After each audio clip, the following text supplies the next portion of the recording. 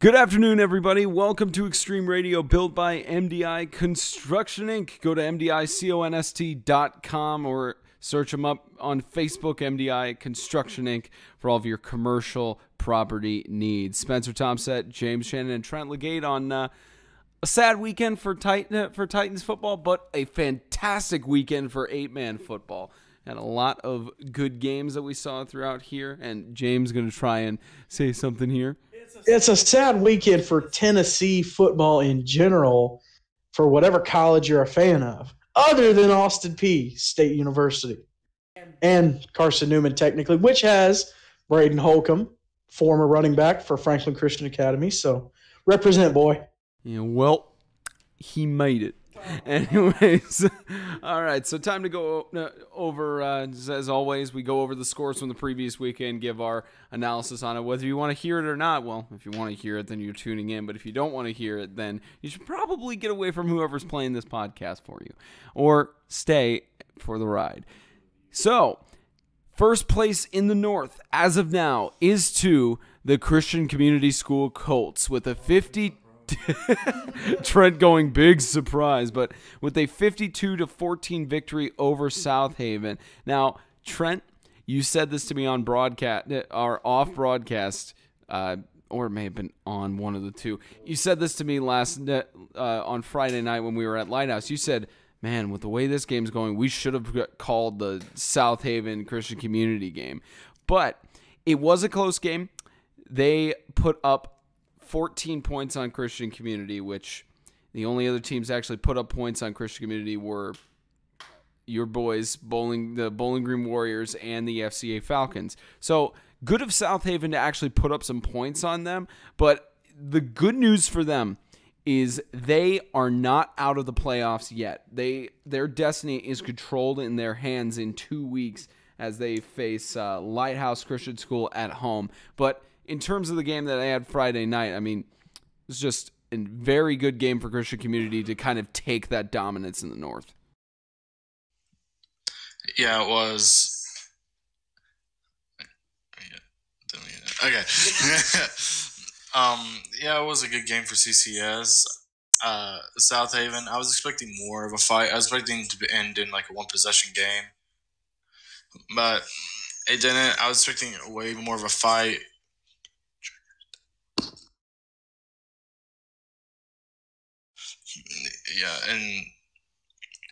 So I don't know. I'm sure CCS did good. I'm not going to say what I was about to say. James, not now. You can't use the restroom. That's not what I was saying. We're in the middle of class. Class is in session. Well, no, I was just going to say I've talked to some people that are at the game, and I obviously follow the Twitter feed. First and foremost, our prayers are with Colton Rollins from CCS. That's what I was going to say, but I didn't know if they already made that publicly, so I didn't just want to say it so everyone knew. Well, he sort of tweeted it out, so I would say that's public. But yeah, our thoughts and prayers with Colton. Wish you a speedy recovery, buddy, and obviously a big injury for not just for him, but for Christian Community. A strong, solid defensive end and a good offensive playmaker. And so that's something they've got to work on. And I actually would have thought with that injury that they would have struggled more and South Haven would have been able to pull away. But it was almost like the opposite of that. I mean, Christian Community returned like 2 or 3 onside kicks for touchdowns. First quarter was tight, and even halftime was 18-8. But first play out of halftime, Christian Community scored and kind of ran away with the ball game at that point. Xavier Vincent scored a touchdown in the fourth quarter, I believe, and so that's how I got to 52-14. But I mean, it's just crazy the way that Christian Community dominates ball games, and their ability to just pound on teams, even really good ball teams. I mean, that's FCA, that's South Haven. That, it wasn't just a 2-score win. I mean, they're beating them 52-12, 52-14. So they're beating other good ball teams that are dominating other teams in the league. And so they're really looking strong. Yeah, but that all goes back to the coaching. With Rollins going down and them still being able to perform at the high level that they always perform, that means the backup that came in was well coached, just like Rollins and Zapata and all of them. So that all goes back to the coaching and how well they discipline their players to get it. And I hear a lot of compliments around the league on the CCS's coaches. My bad. Yeah, and you got guys like Webb and Jefferson. You mentioned Zapata. Daughter is one of the leading tacklers. So even when someone like Rollins went down, all of those guys stepped up. And think about this: when CCS had those 3 or 4 shutouts in a row, not only were the starters shutting out, but then you start putting in second stringers, and they're shutting out the other team's starters. So the backups are doing just as good of a job as the starters are. And you got to wonder if that's due to in part to the defensive coordinator Tommy Thornton coming back, and just how much experience he has at that position, and with that with 8-man football. But just a solid performance from everyone around for CCS, and a good dominating win. And Christian Community stays completely undefeated on their season, so they only have on the schedule, it looks like 2 more games left, and in rivalry week, however it's pronounced, they travel to Antioch to face the Lighthouse Christian School Lions, and that'll be a big game, potentially for first and second place in the North, but that'll depend on how Lighthouse and South Haven perform. Which will be at that ball game. We haven't confirmed that yet, actually. We might be at that ball game. Who knows? Don't make me grab my executive gavel. James, haven't you realized we always save what games we're doing to the last of the show? That's very true. Anyways. Yeah, no confirmations as of now on which game we will broadcast. No confirmations. Do you mind? Okay. Do you mind? Anyways, so Charlie Brown. Anyways, no confirmations on where we're broadcasting in rivalry week. It could be LCS hosting CCS. We're not sure yet, but it's just going to depend on how games shape as we move along in the season. So the next game that happened from this past weekend, Franklin Classical School broke out of their 0-2 run as they beat the Hendersonville Crusaders 48-8. If someone's 0-2, is that a run or a slump? Could be either a run or a slump. Depends on how. I mean, yeah, of course you'd vote. That means I've been through big slumps my whole entire career. Yeah, big slump for the plus. It was just a career slump. Just this career slump for Trent Legay. But hey, he's an analyst now, so he took that from this, or at least took that from the season. But 48-8, James, for Franklin Classical to beat Hendersonville. Now, Hendersonville declared themselves out ineligible for the playoffs in the beginning of the season. And Classical, they're unfortunately, with Webb beating Riverside, Classical has no chance at the playoffs now, not even for the bowl, which is sad to say. But FCS, they've still got some season left in them. Like Trent talked about it last week with, I think it was Riverside, of that there's some seniors on the team. You still have a season left and everything. And then, of course, they have the opportunity of the All-Star game, which was not an opportunity prior to 2016. None of them had that opportunity, so now they at least have a chance for that. But it's just a good motivational win for the Knights over the Crusaders, even if their season is kind of not eligible for the playoffs anymore due to Webb's victory over Riverside. Yeah, it was a big game for Classical, a big game for Hendersonville. They came out, opening drive, they took the ball down to the 2-yard line and ended up fumbling. And a couple plays later, Jaden Frazier from Classical, who actually went on a visit to Liberty University this last weekend, he took the ball 78 yards and scored. And they just never really looked back from that. I mean, Bader had a nice throw to Peyton Shoulders for a touchdown, the only touchdown of the night for Hendersonville. They had some nice catch and throws. Another good player, Jalen Cole, went down with an injury, so our prayers and thoughts with him. Obviously, and we went ahead and I was there, so on behalf of everybody, I went ahead and invited everyone to the All-Star game that was going.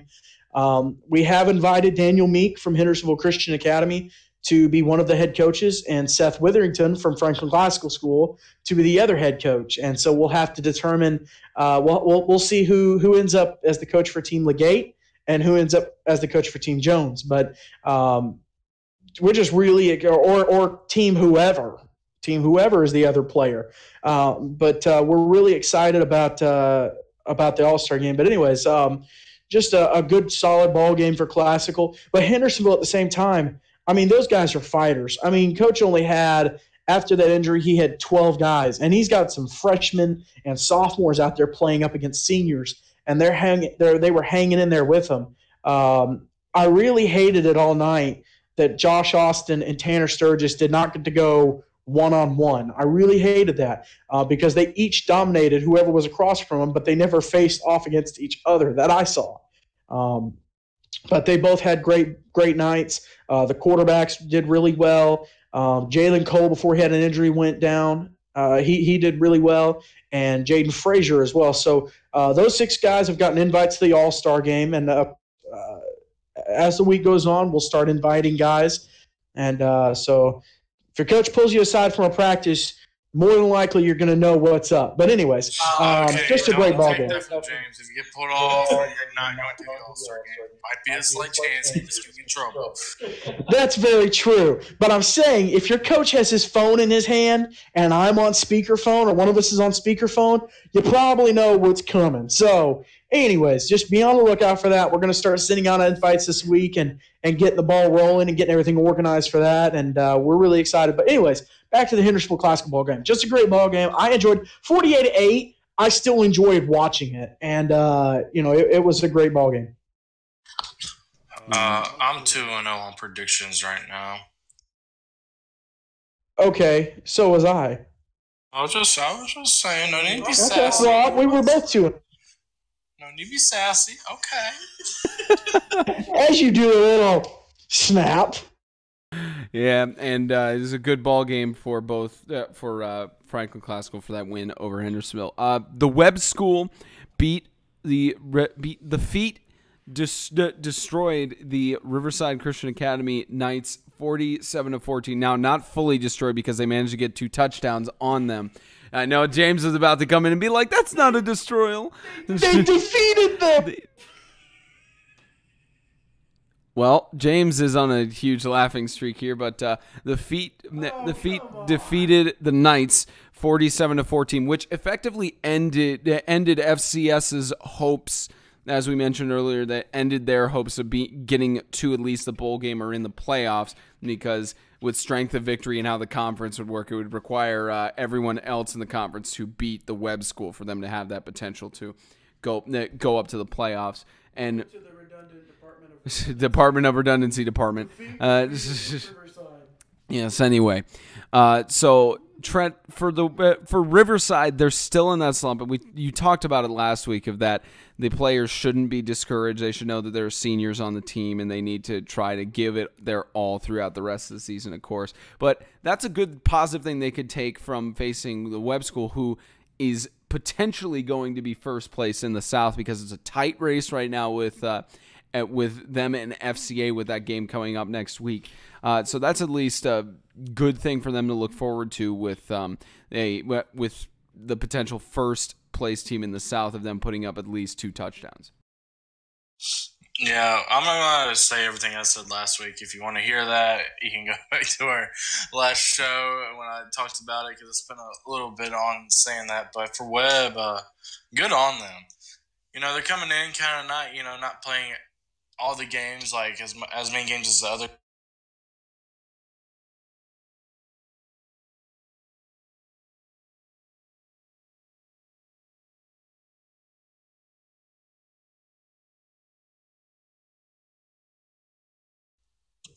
Good for them. I'm glad to see them doing well. They showed us a great game, the game we went to watch. That second half, I wish I could say more about that game but yeah, for Riverside, just keep your heads up, finish out your season strong. You still they're still have they won a game yet this year? Riverside, but they have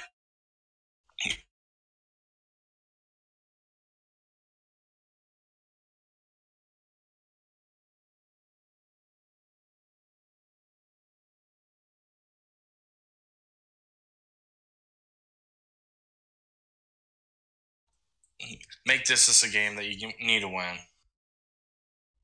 Yeah, and for Riverside, I was looking at their stats earlier, and guys like Riley Hall, I've heard nothing but the fact that he stepped up, playing that quarterback position and playing that linebacker. Huh? Yeah, they moved him to quarterback for the Lighthouse game, and he's been pretty solid. He's had some two good games.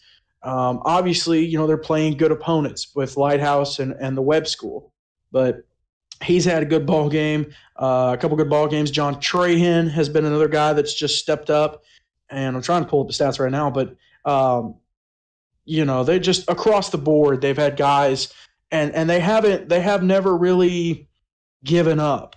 They haven't really gotten discouraged. And it's like I said last week, that goes back to their coaching. Their coach has not given up on the season. He refuses to be negative about it. And he realizes that they just have young guys. Riley Hall, 12 of 18, 181 yards, touchdown, interception. And then John Trahan, 11 carries, 98 yards, touchdown. So, even when they're having a terrible game as a team, you still have guys that step up and try to be leaders and are leaders. And, on the other side for Webb, another strong showing, another good ball game, another win in the South. And it just makes their matchup Friday night against FCA that much bigger. Unfortunately, we won't be broadcasting it. I might be there I'm probably going to go to the ball game. We don't know that yet. I know I'll be there. We won't be broadcasting it. Our boy is skipping out on us. You see, this is another prime example of James not waiting until the end and in the appropriate order to announce this stuff. Anyways, but it just makes the matchup Friday night even for potentially first and second place in the South. Yeah, and we'll see how Riverside does if they could potentially get their first win either against the Heat or against the Crusaders. We'll see how that result goes through the rest of the final sort of 2-3 weeks of the season. Franklin Christian Academy had another home game, and they were victorious against the Tennessee Heat, 49-14. And the Heat were fresh off of their first victory on the season against the Madisonville Defenders, which we'll get into them right after we cover this game. But it's just kind of a good win for FCA, good, strong motivation for them going into their game against essentially a game kind of for first place in the South, sort of, because they're facing Webb.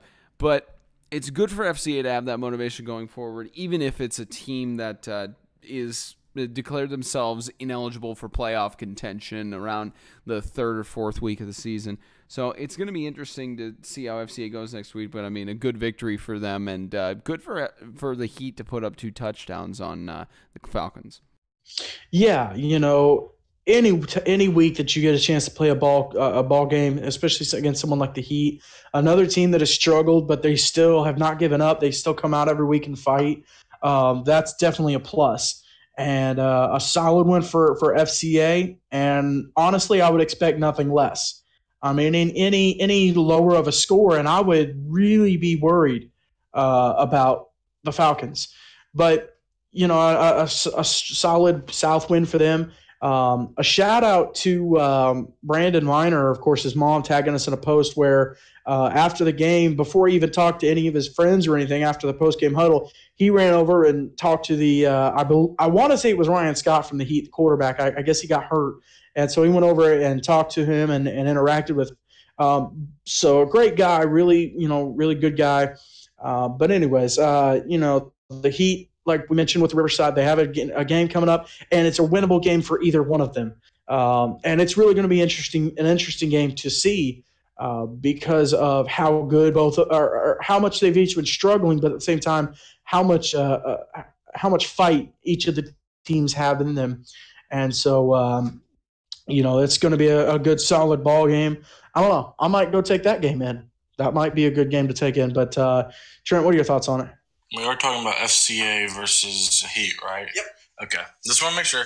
I just want to say one quick thing. I'm writing an essay right now for my college English class about football brotherhood, and I think Minor showed it 100%.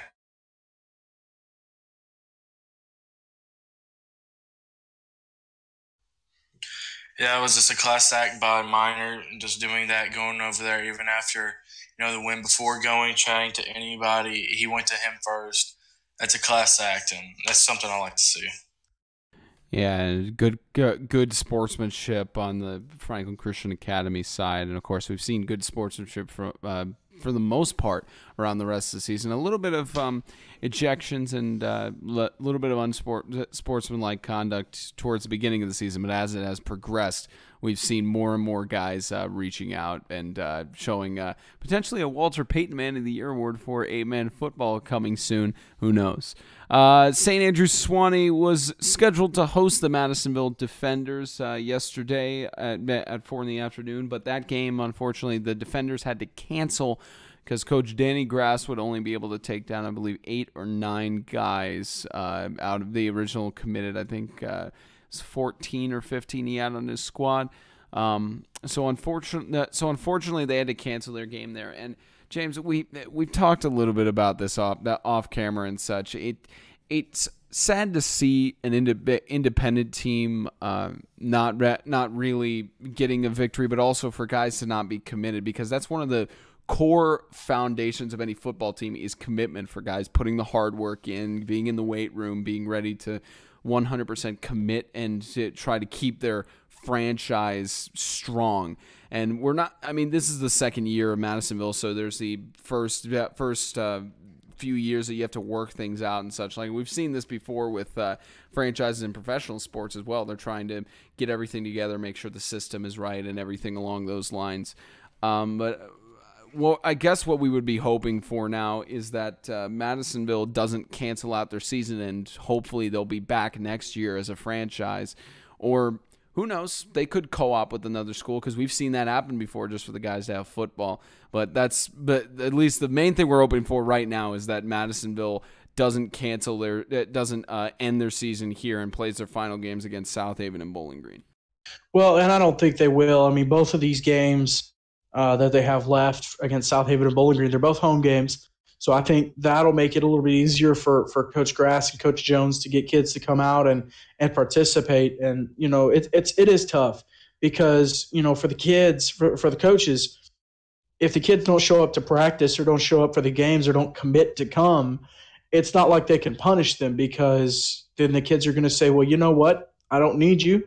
I don't need this. I'm out. And so you have to treat it so gently and so gingerly. You have to make sure that those kids know you appreciate them coming out and them being on the team. At the same time, though, you got to get that commitment. And throughout the week, it was kind of iffy. I know that he had some guys like Ethan Garrison, Ryan Barden, some of the better players. Some guys had some band commitments and different commitments with the actual school. And so, that's stuff that you got to get under control. But hopefully with Friday night and then the rivalry night game being a home game for them, they'll be able to get kids to come out and play. For South Haven, you already lost your last game of the year against. More than likely, they might play, but you definitely can't go through a stretch where you only have one game in 2 weeks after being off for several weeks and having several weeks of no games.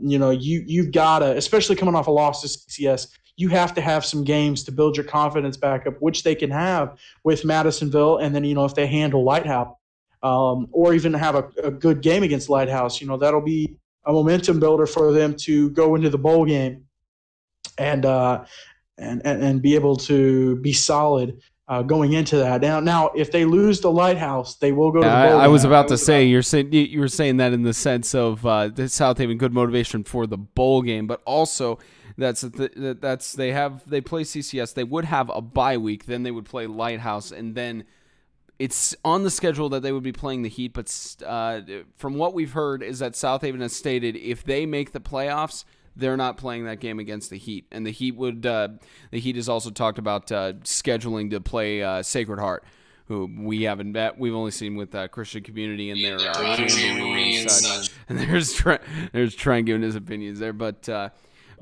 so they would have a bye week, play Lighthouse, then they would have a bye week, then they would be either in the semis, or they would have 2 weeks off to go into the bowl game, depending on how the results go. But in terms of at least that, it's always good to at least have several games before you have that bye week. Yeah, and I don't know if I like the new setup where you have the bowl game the night before the championships, because at least for the consolation championships you have the playoffs, but if you're going to play in the bowl game, your kids already have a week off before that. So who's to say that kids won't just quit the team because you are just playing in a bowl game, and so that's one of the struggles faces is, yes, it's just a bowl game, but for your seniors, it's another football game and it's another chance to play. And so, we'll have to see how that goes with this being the first year that they move the bowl game. But yeah, you definitely can't have the multiple weeks off and then expect your guys to play up to par. You've seen with Christian Community, even though it's been blowouts, they've still played week after week after week, and they've kept their level of play up.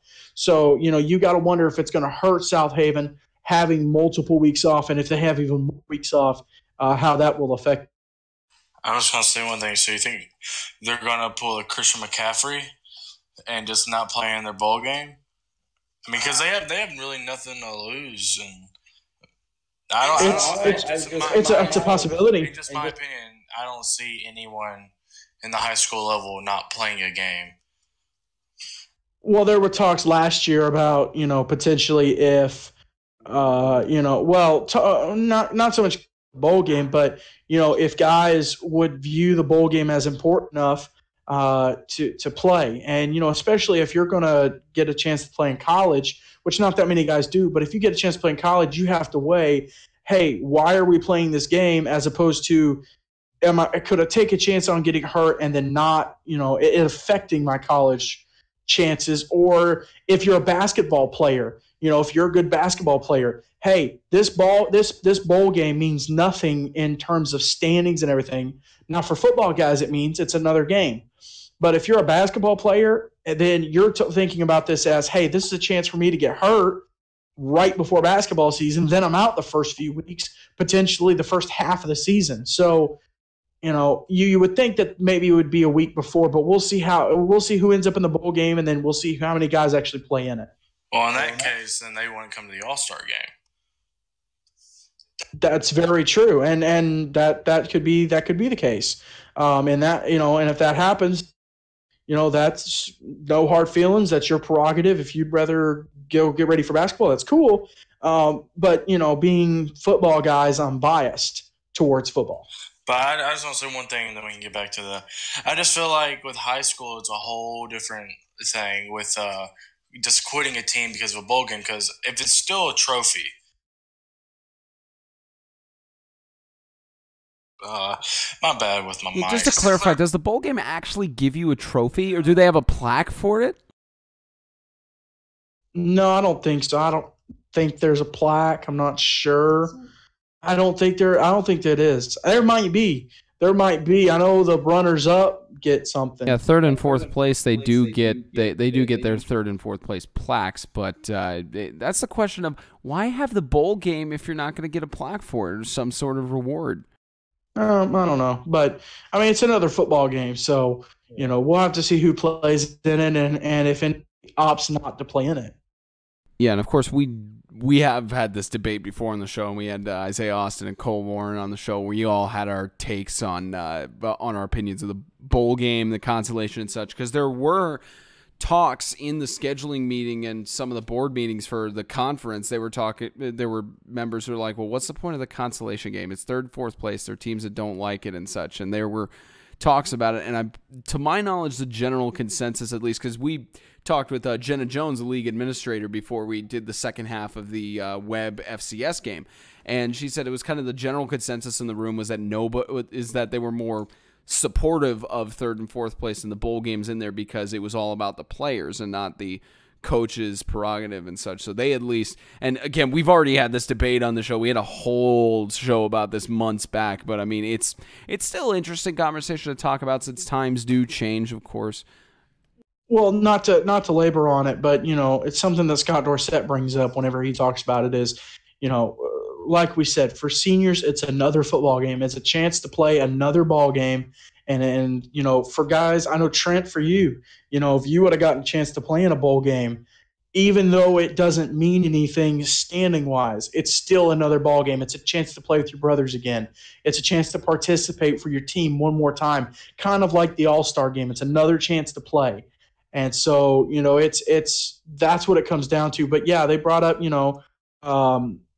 same thing for the consolation, the third and fourth place game. Tito Bus doesn't have it. No other conference really has it. Why have a consolation game, a third and fourth place team, third and fourth place game? And it just boils down to giving guys another game, because we're seeing this now that even teams that only win 1, 2, maybe 3 games that on their season, even if they're not going to get any official extra games, they're still scheduling games between each other. Hendersonville and Classical last year. We could see something with like Bowling Green and Riverside or something to that effect. So, it's all about giving your guys one more game. They work their butts off through the spring and the summer, and just because things don't go the way you would want them to throughout the fall doesn't mean you penalize the guys and the seniors and not give them the opportunity to play one more ball game. How about we suggest to the conference the bowl game be replaced by the All-Star game? Like how the NFL No. Hold on. Hear me out on this. The NFL, they have the All-Star game as one last chance for the guys to play on the season, or at least the people who are elected. The Pro Bowl, yes.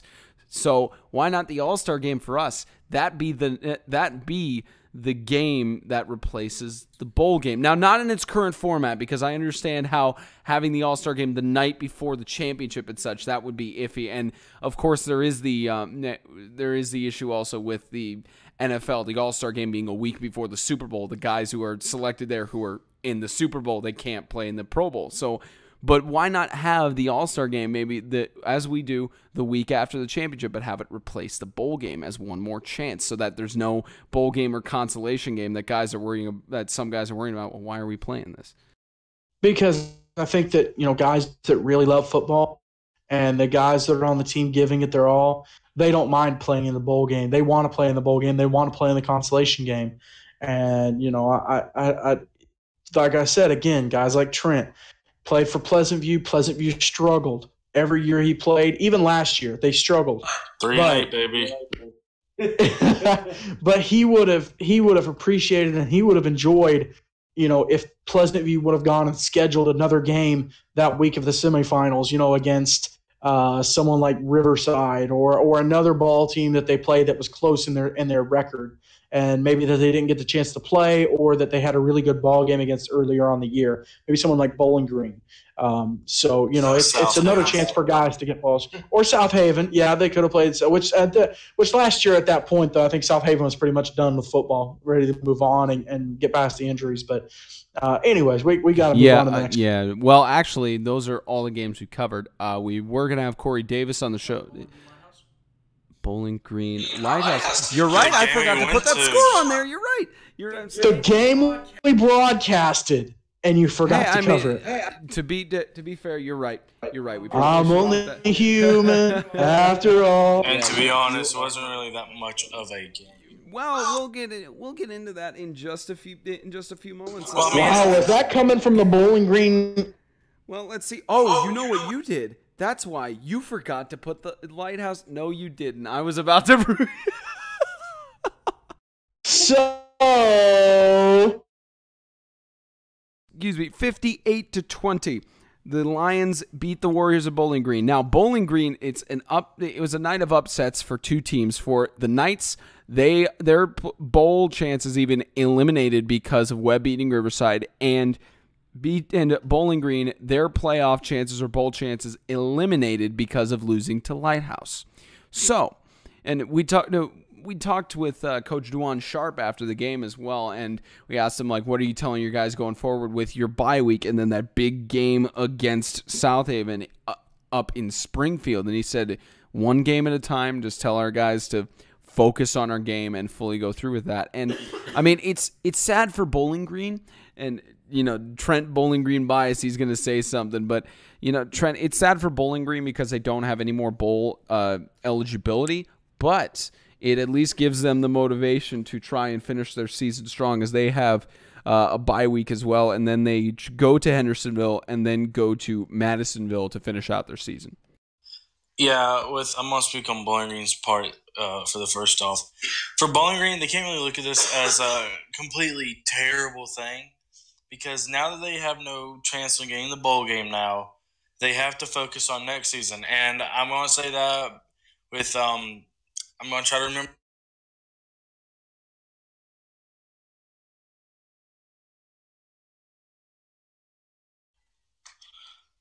Did y'all hear that? Did y'all catch I don't that? know if we did. Spencer, Duncan, and BJ. DJ.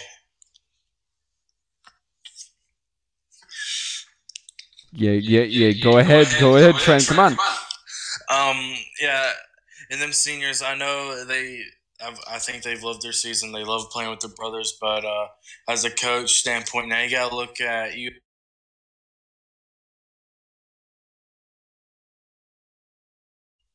4 or 5 or 6 juniors on the team, and you got to look to pretty much get them ready to take over, in a sense, for Bowling Green.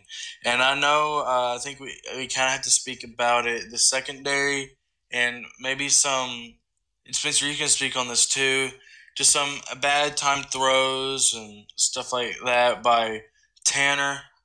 I spoke to him after the game, and I think he's probably better now about how he felt. But I knew right after the game his head was down and all that. But to him, just keep your head up. You always have next season, but y'all need to. But still saying that Bowling Green needs to finish out hard this season. You can go in the season with a win streak, so you can go into next season already, keeping on that streak going. But to Lighthouse, that was my first time seeing Lighthouse this season. Number 2, if you watch the broadcast, I kind of said he was a Cam Newton type of player, just really by his build, and he's just the first person I thought of was Cam Newton. And number 1, which talked to the Lighthouse coach about that guy, about upholding his suspension, and so he was able to play, and he played a big part in that game. He played a big part in that game. So good for Lighthouse. I hope they keep on going strong, and I would really enjoy. I don't know is Lighthouse versus CCS a thing? They play the last week of the season. Yeah, that'll be a good game, because I feel like the way Lighthouse has been playing, it'll be down to them and CCS on to whoever is first place in the North. Yeah, and obviously it'll come down to South Haven and Lighthouse. We still have to have that game played, and that could be a good ball game between the two of them. But for that game Friday night, I think for Lighthouse, no one knew what to expect, and that's almost worse because they've had time to sit back and watch games and scout teams and scout their opponents. And they only had to play 5 games this year, and only 3 games. They only have 3 games there in the North, which everyone has them, but their games are spread out. Whereas Lighthouse, they play their North games bang, bang, bang. So it's not like games non-division games are spread throughout their division games. So it's not like they're playing a North team and then they play 2 South teams in games that don't matter, and then they get guys hurt, and then when it comes back to their game again in the North, when they need those guys, they're hurt. So they don't have that. So that's an advantage for them. They have a week off here after 3 straight ball games, getting whooped in one, having a tight win in the other one, and then a big win Friday night. So, for those guys, it'll be a chance to regroup and to get ready to go against South Haven in 2 weeks. But for Bowling Green, they've just got so many young guys. Again, they can't get discouraged. Them, Riverside, and the Heat are probably 3 of the youngest teams in the league, and they can't get discouraged because they've got to realize that their time's coming and their date's coming where they're going to be good and they're going to be able to dominate. Yeah, and we'll really enjoy seeing them however they perform in the rest of the season, as well as next year. We'll enjoy seeing how well they perform in the conference. So that's all of the games. Trent, I believe you either have one or two guys left to announce on your hit list. So Trent's hit list, no sponsor yet for it, but just email 8manextreme@gmail.com if you want to sponsor Trent's hit list. What do you got for us, Trent? I only got the numbers because I don't got the roster. Unless Spencer here, look at him coming through. Lighthouse. Just Lighthouse. All right, so I'm adding 3 guys. I just added this guy last second. The first off, I'm going to add number 10, Parker. Is that Dillon? Here, I'll read him off. I'll read him off for you. Parker Dillon. Yeah, number 10, Parker Dillon. Number 2, the quarterback, Cam Newton. And number 1.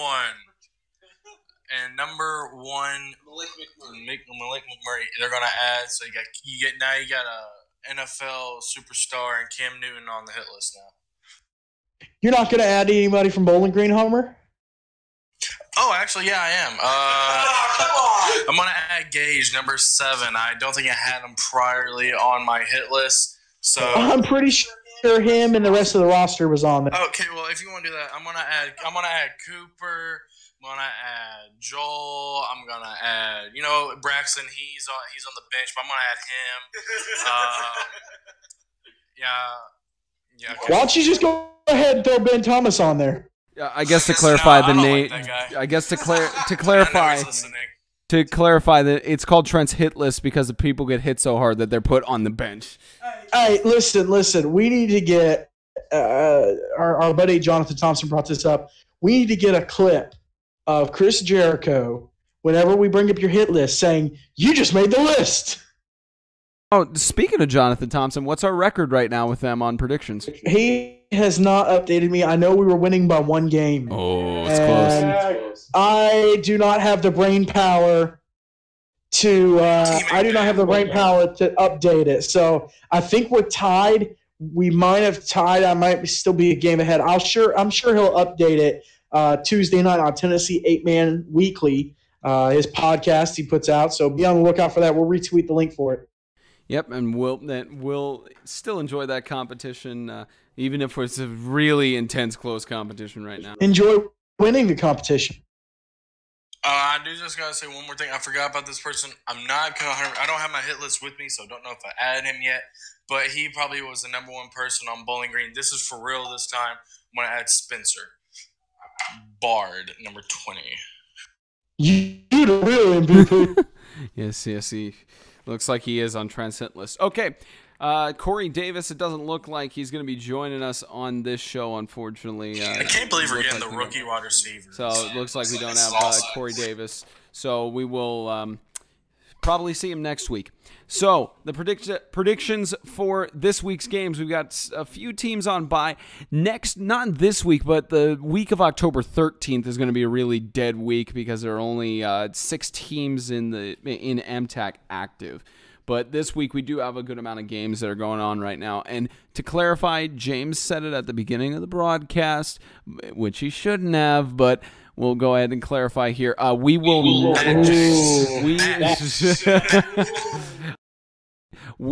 not be doing a broadcast this week. This week we're gonna kind of regroup. We've had a long stretch of games, so we're regrouping, being prepared for the stretch of the final 2 weeks of the season, and then the playoffs or the All-Star game. So we are taking a break from broadcasting this week, but we will still give you our predictions, and James will be tweeting out live updates.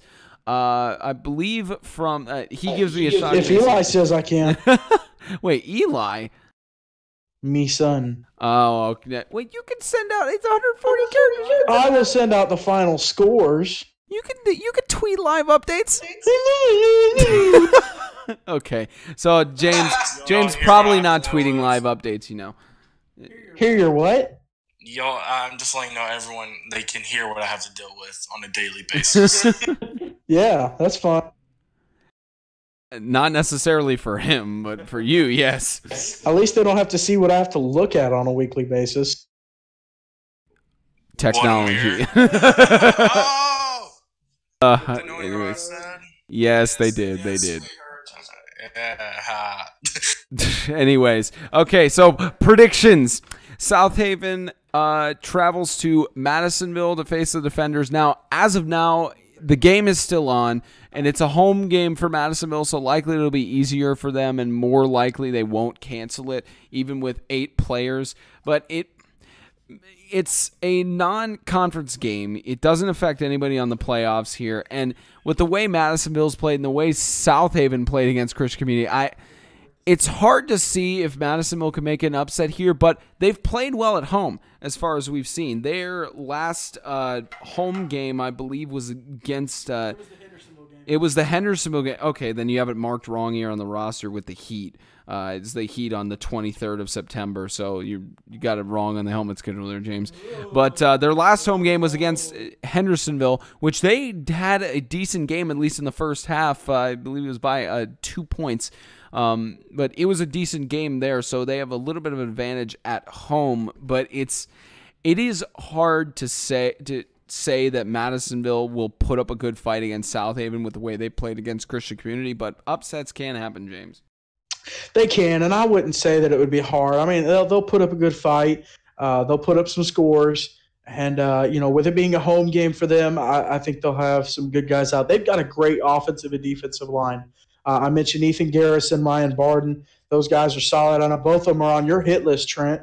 And so, both of those guys have been really good, really consistent players. And with Josh and Caleb Jones, Chris Hagg, just several guys that have been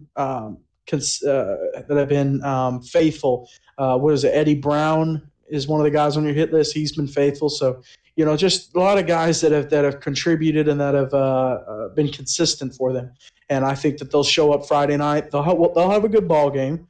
It might be tough for them, but it's all part of growing pains. And I don't know how the Heritage Christian Academy football meeting went this last week, but there could be a possibility that Madisonville kind of transitions into becoming Heritage Christian, because I know several kids that play for the Madisonville Defenders go to Heritage Christian. So could be the potential to have a football team from the school as opposed to just having like an 18U team. So we'll see what happens with that. But I think we'll have a good ball game. Your prediction on that game? My prediction, I actually... Was that one of the two games you predicted South Haven to win? It might have been. Hold on. I have to look. Yes, I have South Haven picked to win that ball game. I ditto that statement. Okay, so both of these guys thinking South Haven will win against Madisonville. So we go into the next game. Another afternoon game. The St. Andrew Sewanee Mountain Lions host the Hendersonville Christian Academy Crusaders. And Hendersonville has kind of had a rough on this season. Like, they've played solid ball clubs several weeks in a row. They played Webb. They canceled their game against Lighthouse because of the hurricane and everything that went on that week. And they played Christian Community and then South Haven. Then they had a bye going into the week, and then played against FCS and lost. So they've arguably faced a bunch of good teams through this season and have not really had as much luck. But it's a perfect opportunity for Hendersonville to make an upset against Sewanee here, Trent. Yeah, it is, and now that Sewanee actually passes the ball. Never going to let that go, will you? No, but I think I'm about to make history, and by choosing – this might be the only time I've ever chose Sewanee to win the game. So there you go, Hargis. Finally picked your team. But for Hendersonville, I think it's actually going to be a great matchup. I know whenever other times when Sewanee goes up a good line like FCA, they haven't really done the best. But – in saying that, Hendersonville has a good line. They have Sturgis, anchors a D line, going up against Tillman. That'll be a fun matchup. And Bader, I think he's probably one of the best quarterbacks in MTAG, and just by knowledge and just knowing the game. I believe Bader is. I think it's going to be a really good game. It's going to be close. I think it's going to be kind of on the caliber of the Bowling Green Sewanee game. James, back to you. I think it'll be a good ball game as well. I think this is a chance for Swanee to get back on track and get back on a win streak.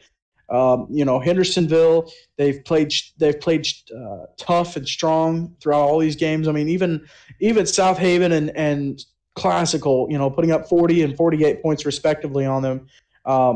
They still never quit and they fight to the end. And so I think this is a chance for them to have another strong showing. We'll have to find out. I think if Jalen Cole's out, I think that hurts them even more. But I do have Swanee picked to win this ball game. So I got Swanee. Yeah, so another prediction by both guys. Both of you are either right or both of you are either wrong again. Christian Community, they travel to Franklin to play the Knights. That is going to be, I think that will be, in the words of James, that game could get rowdy, I believe you said, or it could get crazy, one of the two. I'm not sure. Some of your Southern lingo popping out there. You said that pre-broadcast. Southern lingo? Rowdy is more used with Southern peeps. Do you not know this? You should. You're from the South. Peeps? Yeah, like you're from the South, too. No, I was born in Fort Bragg, North Carolina, but I traveled around several places in the state. Although I've lived in Franklin for 12 years, I'm not from the South per se. He's one of those guys that lives in the South, but he's not a Southerner. Yep, that's it. Those are actually happening. Anyways, I bet you he has never cleaned green beans. No. I've eaten green beans. I love green beans. Shucked corn. What was it? You ever shucked corn? No, I haven't done anything with agriculture. Picked up llama poo? No. 3 strikes, you're out. Yeah, I'm not Southern. I don't even like tea, sweet or unsweet. Gross. It could be. Anyways, focus. Christian Community at Franklin Classical. In the words of you said it's going to probably be a crazy game. Even though FCS is not playoff eligible, they still have the chance to make an upset against Christian Community, even though it doesn't affect anything on the playoffs for either team. They have the chance to prove that they're not as bad as the record may show in terms of playoff. Now, the record isn't bad, to clarify. It's because they only 4. Yeah, I mean, it's 4-2. Yeah, it's not a bad record, although it knocks them out of the playoffs because of how MTAC seeding is. But it gives them the chance to prove that those 2 losses to Webb and Swanee aren't reflected. Well, it's kind of like what Riverside. I think South Haven was playing for a different purpose, but I think teams like Riverside and these guys, they're playing Riverside. They're playing to upset. They're playing to ruin. They're playing to take the 7-0 or 8-0 record now that Christian Community has, and they're playing to make that an 8-1 record and to throw them off their mojo. Because CCS has next week off. So you beat CCS, then they have a week off, then they got to go play Lighthouse, who could potentially be coming off a win against South Haven and have a lot of momentum, and that would make things very interesting. So for Classical, their guys are good. Like I said earlier in the broadcast, we were excited to invite Cole Warren and Josh Austin and Jaden Frazier to play in the All-Star game, and Coach Witherington to be one of the coaches. That just shows how highly we think of those guys. But, they have the potential to do that. Jack James has had a good season. Caden Dickerson has had a good season. I know Eli Cornett is out for a minute. I think he comes back this week maybe, but he was out on Friday night with concussion symptoms. So this is a chance for Classical to play the upset and to play the spoiler. You keep forgetting every time, James, because you usually, for 99% of the time, you stick with preseason predictions, but you got to say at the end of your ramble what team you are going with. I didn't forget. I just wanted to hear you ask me. Oh, I see how it is. Who is going to win? I have Christian Community picked to win the game. Okay, yeah. So basically, any Christian Community game in the future, which is this game, and then LCS, you have Christian Community predict to win, unless you change it with Lighthouse by the record zone, because you thought Freedom was going to be. I'm going to stick with my preseason prediction, even though you've changed them like 5 times at this point. Okay, at least you're counting. That's still justified. Trent, your prediction. On what game? This is how he needs to vote. Christian Community Franklin Classical. Yeah, you already talked about it. We want to hear your thoughts, man. You're an analyst too. All right, I'm gonna take Alabama or the Patriots, whichever way you want to look at them. The Patriots aren't playing in this game. It's the Knights and the Colts. All right. So also known as Colts to me. Okay. Just because of how more dominant they are than everyone else. Okay, so if CCS is Alabama to you, who is Classical? Oh. Tennessee after the Georgia game on Saturday. Don't even start. Actually, I would say FCS is like Georgia. Yeah. I'd say they're like Georgia. But I'm gonna take CCS more on the reason I feel like FCS might just kind of go in. Which FCS is still fighting for a bowl game. So, no, they're not. We out. clarified that because Webb beat Riverside on Friday night, that officially eliminates any chance for FCS to make even the bowl game. Because even if Classical beats Franklin Christian, then they would still lose. Let's say Webb and Sewanee go 3-2. They would win the tiebreakers over Classical. So you're telling me this is all ifs. If CCS loses to FCS, which CCS has pretty much beaten everybody, then they still wouldn't be available. Pretty much, there ain't no. No, the CCS game has no effect on the playoffs or other teams because they're inter-division teams. Yep, North and South. So you're going with Christian Community. James is going with Christian Community. Okay, all of the South teams active this weekend. Riverside travels to Mount Juliet to face the Heat, and this is going to be one of the more interesting games as well because the Heat only has one win on their season. Riverside still looking for that victory, and Riverside is much more motivated, James, to get a victory in their season than the Heat because the Heat have already gotten their victory against Madisonville. They at least have one win, but Riverside is more looking for a W on their season. Riverside has some more motivation here, but Heat may also have more motivation to go to get a second win. But I think Riverside has a more motivation, especially if they're traveling on the road, to make an upset at Middleton or at the Tennessee Heat. Well, I just wanted to say, beat James right there. I'm going to take Riverside. I'm going to make this real quick because I know James probably has something really important to say. I'm going to pick Riverside. I'm going to pick it because of their line, and I know Heat's D-line is good. I know they have a good D-line coach there. But I'm going to take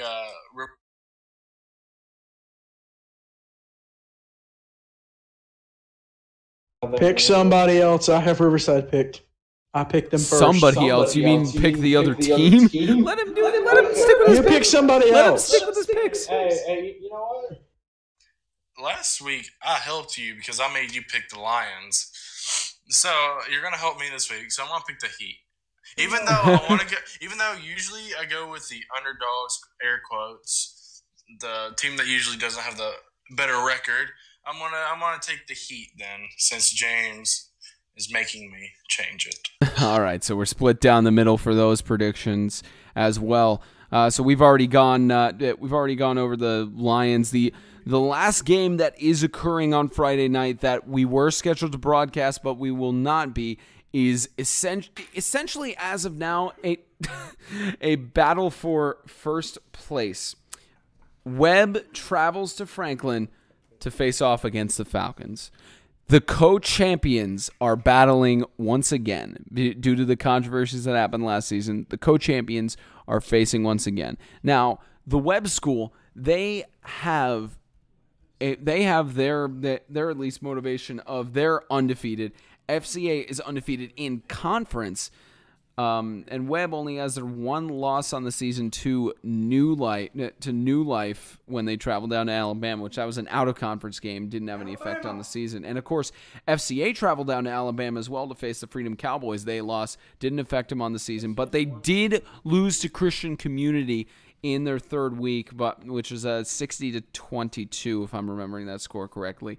But FCA and Webb, both teams are undefeated in the South. So this could essentially be, this would really help the tiebreaker for both teams as to who gets first place in the South. Or actually, if I'm looking at the record correctly, I believe if FCA wins this game, they get first place in the South. But if Webb wins it, then FCA has to win against FCS to get first place in the tiebreaker. So this game for FCA, they need to win to get first place in the South. But for Webb, they need to win it and then hope FCS pulls off an upset in the final week. So regardless of any of that, both teams are strong. Both teams are skilled.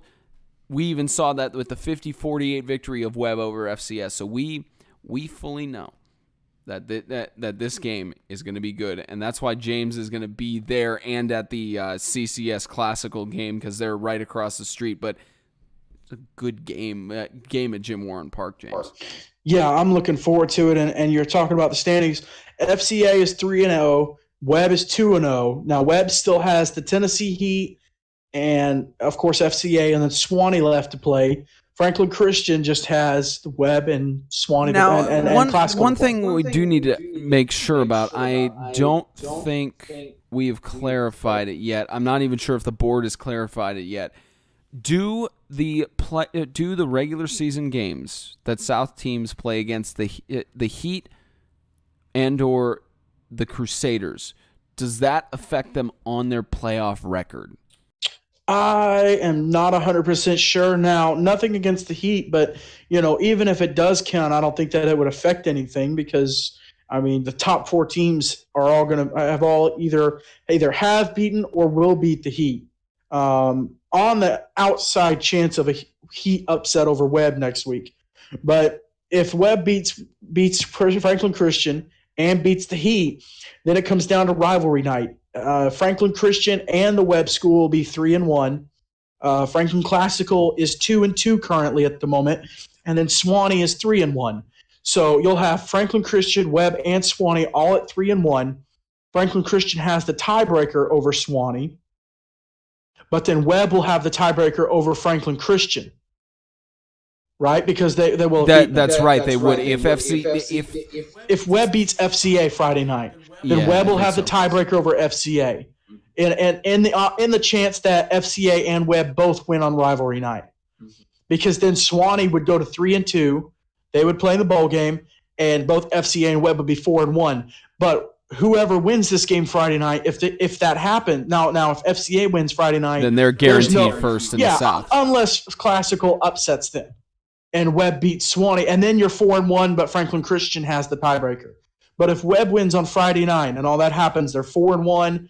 They both beat their teams on rivalry night. Webb owns the tiebreaker, so Webb will host the first game of the playoffs, and Franklin Christian will travel to probably Frank Christian Community, more than likely.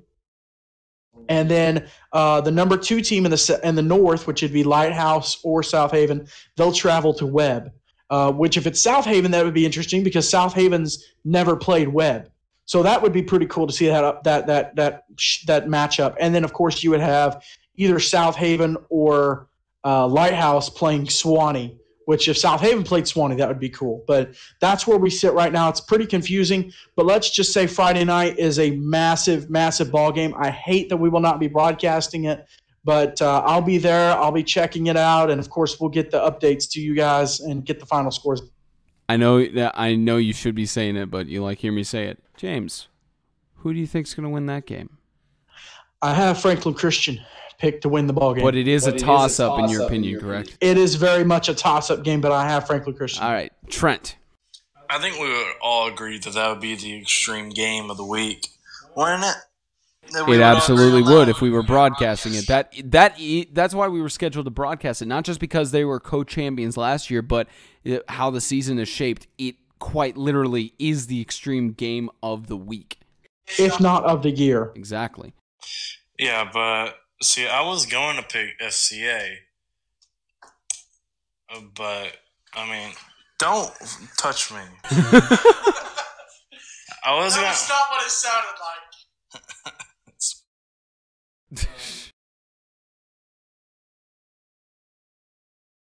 Gosh. I was gonna pick FCA, but James did, and I don't want to do whatever James does. So I'm gonna pick Webb. Wait a minute. You picked 2 games the same as James. Spencer, shush. No one remembers. Shush. I'm gonna pick Webb, but not just because he picked FCA. I really like Jake Wright. He was on my All-Star team last year. I believe him and the quarterback have a great connection, and their D line is great. Number 50, he made my hit list when we went to go see their game. He was great, and number 50 is the type of guy I feel like I want to chill with. He seems like he has a great personality and all that. This is a little ramble about him, but I'm gonna pick Webb over FCA. Sorry, Minor and Zane. And Shindell. All right, so yep, those are your predictions for the week, and we are looking forward to all the results, which essentially do shape the playoffs, whether firm playoffs shaped or potentially playoffs, still tossed up in the air. 2017 Extreme All-Star Game is coming up. The game is on the 11th, 2 p.m. Eastern Time, November 11th, Veterans Day, 2 p.m. Eastern Time, and the weekend is November 9th through the 11th. That's when the players and coaches will be coming up to have practices and meetings and stuff. But the game itself is what everyone needs to get super excited about. Go ahead and set your – Tennessee is in Missouri, so you cannot go to a Tennessee game on that weekend. No one wants to go to the Vanderbilt game that weekend. No one. Wait a minute. Come to the All-Star game. That hurts James. Oh, y'all wanted Bama, did you? Yeah. Anyways, so the All-Star game, you guys know, and we'll be promoting that as much as we can. Probably about a week or two before we will officially announce the finalized rosters and coaches for all of those. Of course, hope pending if James doesn't stop leaking out players and invitations he sends out. But and not talking to us when he does it. Exactly. Let's call out James. Yeah. And anyways, that'll wrap it up for this week, ladies and gentlemen. We're looking forward to all the games. We hope you are too. Once again, Extreme Radio always built by MDI Construction Inc. Go to MDIConst.com or search them up on Facebook, MDI Construction Inc. for all your commercial property needs. So for James Shannon and Trent Legate, I'm Spencer Thompson, and be sure to tune in next week. We should have Corey Davis on the show, as well as we will get a coach interviewed, of course, with our Kentucky RV sales interview. Again, for James Shannon and Trent Legate, I'm Spencer Thompson. Thank you so much for tuning in this week. We'll see you next week, everybody. Bye-bye.